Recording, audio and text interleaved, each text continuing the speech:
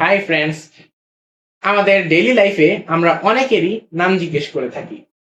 So আমরা ইংরেজিতে বলি what is your name.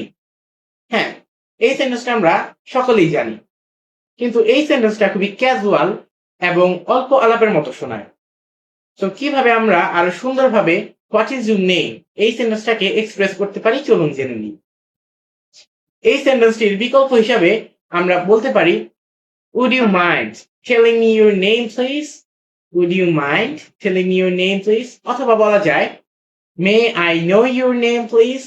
May I know your name please? আমরা এভাবে বলতে পারি could you tell me your name please? Could you tell me your name please?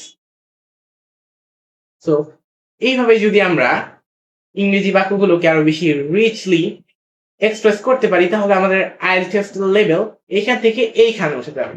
ধন্যবাদ।